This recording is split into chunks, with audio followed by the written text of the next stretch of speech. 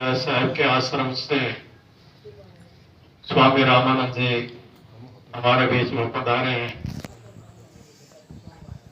बहुत बहुत धन्यवाद महाराज श्री का। स्वामी ब्रह्म स्वरूप जी महामंडलेश्वर जी संत मत सेवा समिति के हरियाणा प्रदेश के अध्यक्ष चूड़ानी धाम से हमारे बीच में पधारे हैं। कोठी साहिब से यहाँ पधारने के लिए स्वामी जियों का बहुत बहुत स्वागत, बहुत बहुत धन्यवाद।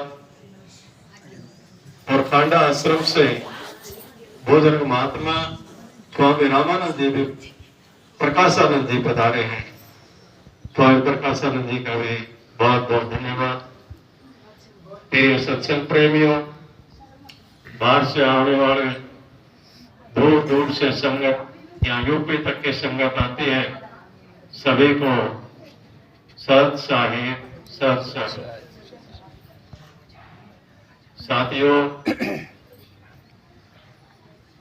2 दिन से ये प्रोग्राम चल रहा है। ईसा साहब की अमृतमयी वाणी का पाठ, संतों के वचन सुन रहे हैं। तो संतों के वचन सुन करके उस पर मनन करना चाहिए।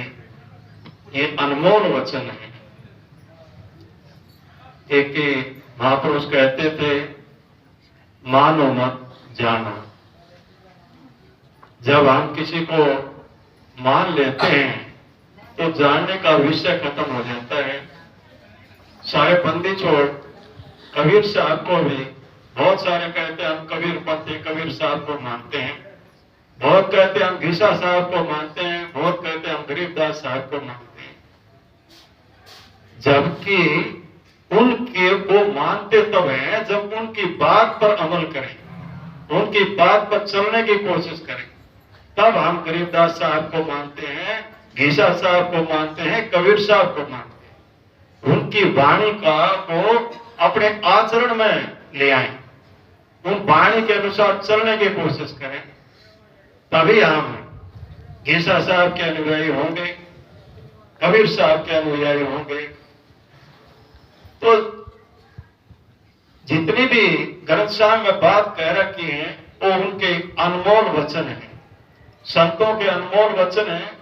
उनको सुन करके मनन करें, चिंतन करें। और अगर कोई वाणी समझ में नहीं आती है किसी महापुरुष से, किसी संत से, किसी साधु से, उसके बारे में जानने की कोशिश करें और फिर उसको धारण करें। धारण करने से ही हमारा कल्याण होगा, हमारा भला होगा। मेरे को 5 मिनट का समय मिला है, 5 मिनट तो ऐसे ही चले जाते हैं। अब मैं ज्यादा समय भी नहीं लूंगा। इन्हीं शब्दों के साथ मैं वाणी को विराम देता हूँ। बोलो साधो सत साई, बोलो साधो सत